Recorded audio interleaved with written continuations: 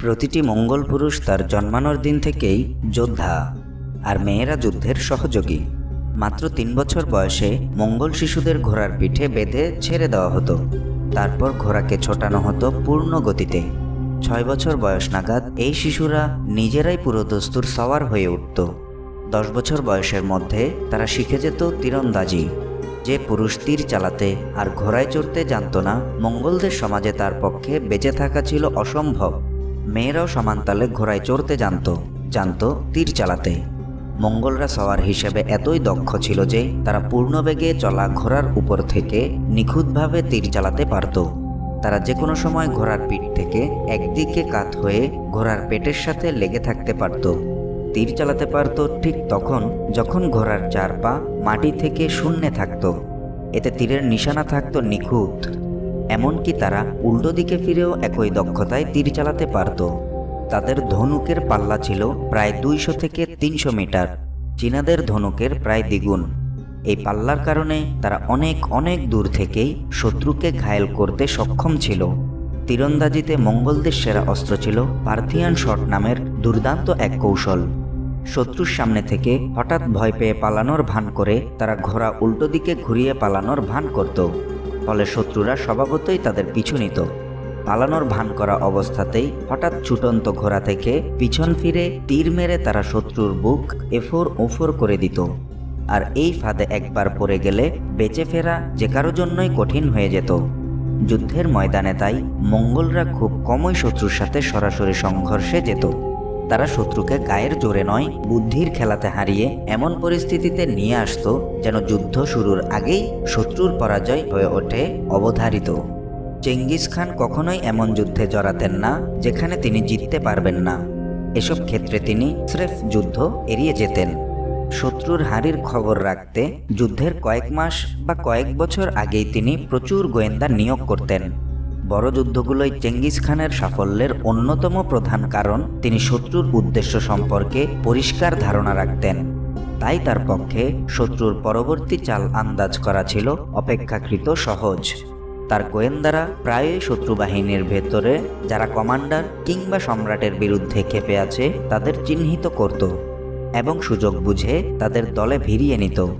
মঙ্গলরা লড়াইয়ের সময় সাধারণত তাদের দুরন্ত ক্যাভেলরি নিয়ে শত্রুর যে কোনো একটি ফ্ল্যাঙ্ক, কখনো 2 ফ্ল্যাঙ্কই ভেঙে ফেলত। এটা ছিল তাদের প্রাইমারি ট্যাকটিক্স। এতে কাজ না হলে তারা অনেক সময় একটা দুর্বল বাহিনী পাঠিয়ে শত্রুকে লড়াইয়ে নামতে উৎসাহিত করত। মূল বাহিনী লুকিয়ে থাকত চতুর্দিকে। লড়াই শুরুর পর তারা শত্রুকে হঠাৎ ঘিরে ফেলত সব দিক থেকে। এই অবস্থায় সাধারণত কোনো বীর সেনাপতি জীবন বাজি রেখে শত্রুকে আক্রমণ করেন। সেক্ষেত্রে ক্ষয়ক্ষতির পরিমাণ হতে পারত অনেক বেশি। এই ক্ষয়ক্ষতি কমানোর জন্য মঙ্গলরা পালানোর একটা পথ রেখে দিত শত্রুর একেবারেই সামনে। ফলে শত্রু চারদিক থেকে ঘেরাও হয়ে লড়াই করার ঝুঁকি না নিয়ে ওই পথ দিয়ে ছত্রভঙ্গ হয়ে পালাতো। কিন্তু এখানেই শেষ ছিল না। ওই পথের শেষের দিকে তৈরি হয়ে থাকত লুকিয়ে থাকা মঙ্গল তীরন্দাজের দল। ঝাঁকে ঝাঁকে তীর মেরে পালাতে থাকা শত্রুদের মেরে সাফ করে ফেলত। এসবের সাথে সাথে মঙ্গল বাহিনী কঠোর পরিশ্রম করে শিখেছিল যুদ্ধ কৌশলের ইতিহাসে সবচেয়ে কঠিন ট্যাকটিক্সগুলোর একটা, ফেইন রিট্রিট বা ছদ্মপলায়ন। লড়াই করতে করতে হঠাৎ একটা সময় পুরো মঙ্গল বাহিনী পিছু হটে পালাবার অভিনয় করত। এতে শত্রু সেনাদের শৃঙ্খলা নষ্ট হয়ে যেত। তারা মহাসমারোহে মঙ্গলদের উপর ঝাঁপিয়ে পড়ত। এভাবে শত্রুদের নিজেদের পছন্দ মতো জায়গায় নিয়ে এসে তারা ঝাঁপিয়ে পড়ত শত্রুদের ওপর। শুরু হতো হত্যাযজ্ঞ। ঘন সন্নিবিষ্ট ব্যাটল ফরমেশনগুলোর বিপরীতে ঝাঁকে ঝাঁকে তীর মেরে তারা সেগুলো ভেঙে ফেলত। মঙ্গলদের শক্তিশালী তীর অধিকাংশ ক্ষেত্রেই বর্মভেদ করে ফেলত, কোনো ক্ষেত্রে ধাতব বর্ম।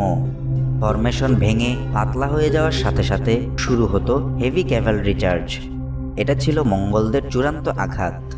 কাতারের পর কাতার শত্রুরা লাশ হয়ে যেত এই চেইনের মতো সাজানো একের পর এক আক্রমণ কৌশলের পুনরাবৃত্তিতে। এই ফিল্ড স্ট্র্যাটেজিগুলো বাস্তবায়ন করতে এক একটা বাহিনীকে হতে হয় দ্রুতগতির কিন্তু সুশৃঙ্খল, আত্মবিশ্বাসী এবং হিসাবী। চেঙ্গিজ খান বছরের পর বছর ধরে প্রশিক্ষণ নিয়ে নিজের বাহিনীকে গড়ে তুলেছিলেন নির্মম এক যুদ্ধের মেশিন হিসেবে। তিনি তার সেনাপতিদের উপর চরম আস্থা রাখতেন। তাদেরকে তিনি দিয়েছিলেন নিজ থেকে সিদ্ধান্ত নেওয়ার অবাধ স্বাধীনতা। এতে তাদের পক্ষে পরিস্থিতি বুঝে সিদ্ধান্ত নেওয়া সহজ হয়ে গিয়েছিল। মঙ্গলরা ব্যক্তিগতভাবে যোদ্ধা হিসেবে তাদের অধিকাংশ প্রতিপক্ষের চেয়েই ছিল আকারে খর্বকায়, শারীরিকভাবে দুর্বল আর অশিক্ষিত। কিন্তু তারা এগিয়ে ছিল সাহস, একতা আর আত্মবিশ্বাসে। তারা বিশ্বাস করত তারা ঈশ্বরের মনোনীত এক জাতি, যাদের পরাজিত করা অসম্ভব। তাদের বিশ্বাস জন্মেছিল চেঙ্গিস খান কখনোই পরাজিত হবেন না। তাই তারা ছিল নেতার প্রতি চরমভাবে অনুগত এক জাতি। ইতালিয়ান পর্যটক জিওভান্নি লিখে গেছেন, the Tatars, that is the Mongols, আর the most obedient people in the world in regard to their leaders, more so even than our own clergy to their superiors. They hold them in the greatest reverence and never tell them a lie. যুদ্ধে জিততে যে গুণগুলো প্রয়োজন তার সবগুলোই তাদের ভেতর পুরোমাত্রায় হাজির ছিল, কিন্তু তাদের আরও অনেক এগিয়ে দিয়েছিল তাদের সরবরাহ কৌশল আর বাহন। একটা অল ওয়েদার ভেহিকেলের কথা ভাবুন, যা শূন্যের নিচে 45 ডিগ্রি সেলসিয়াস থেকে শূন্যের উপরে 40 ডিগ্রি সেলসিয়াস পর্যন্ত আরামসে চলতে পারে, যা চালাতে আপনি পথে যা কুড়িয়ে পান তা দিয়েই জ্বালানির কাজ হয়ে যায়। আবার নিজের ওজনের সমান ভার সারাক্ষণই বহন করতে পারে, যার আলাদা কোনো দেখাশোনার দরকার পড়ে না, এবং যা আপনাকে খাবার, পানি দুটোই দিতে পারে। সেই সাথে সেটার বিভিন্ন অংশ দিয়ে আপনি পোশাক, থাকার জায়গা আর অস্ত্র তৈরি করতে পারেন। এমন কোনো জাদুকরী বাহন কি আসলেই আছে? মঙ্গলদের ছিল, আর তা ছিল মঙ্গল ঘোড়া। এই ঘোড়াগুলো আরবি বা তুর্কি ঘোড়ার চেয়ে আকারে অনেক ছোট। মঙ্গোলিয়ার কঠিন, রুক্ষ আর প্রচণ্ড ঠান্ডায় টিকে থাকার জন্য এই আকারে ছোট হওয়াটা খুবই প্রয়োজন। মঙ্গল ঘোড়া প্রতি শীত ও বসন্তে নিজেদের শরীরের প্রায় 30% ওজন হারায়, কারণ এ সময়ে তারা খুব সামান্য খাবার খেয়েই টিকে থাকে। এই ওজন তারা গ্রীষ্মে জন্মানো তাজা ঘাস খেয়ে আবার পূরণ করে ফেলে। শীতের মধ্যে চলতে পারার কারণে যেখানে মধ্যযুগের যে কোনো বাহিনী শীতকালে চুপচাপ ঘরে বসে থাকতে বাধ্য হতো, মঙ্গলরা সেখানে ছুটে বেড়াতো প্রচণ্ড ঠান্ডাতেও। প্রতিটি মঙ্গল সৈনিকের সাথে 3 থেকে 5টা ঘোড়া থাকতো। কোনো একটা ঘোড়া ক্লান্ত হয়ে গেলে তারা সাথে সাথেই ঘোড়া বদলে ফেলত।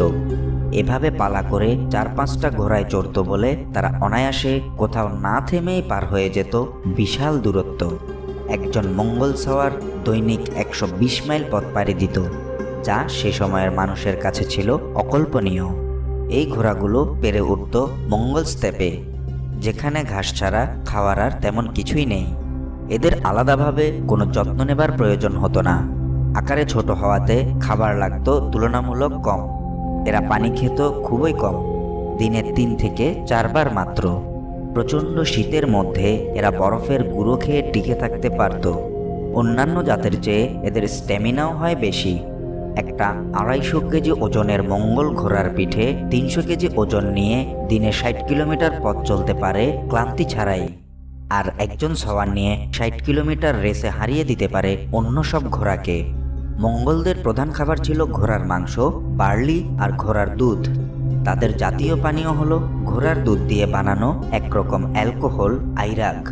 তাদের সবার কাছেই থাকতো এক বড় ব্যাগ ভরা বোর্ড, অর্থাৎ শুকনো ভেড়ার মাংসের গুঁড়ো, যা তাদের জন্য দূরপাল্লার যাত্রায় দিনের পর দিন খাবারের যোগান দিত।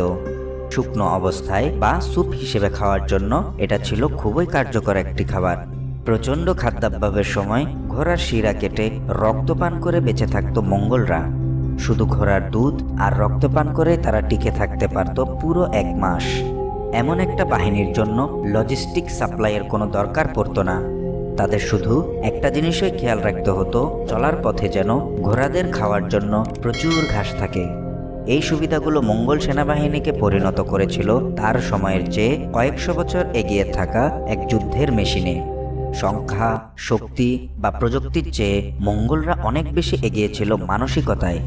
অসভ্য এক সমাজে বেড়ে ওঠায় তারা ছিল অন্য যে কোনো জাতির তুলনায় ভয়ডরহীন। নিজেদের যাযাবর ঐতিহ্য তাদের দিয়েছিল অবিরাম শত শত কিলোমিটার পথ চলার সামর্থ্য আর শিকারকে ধাওয়া করার প্রবৃত্তি। সেই সাথে তাদের নেতা ছিলেন মনস্তাত্ত্বিক যুদ্ধের সর্বকালের সেরা জেনারেল চেঙ্গিস খান।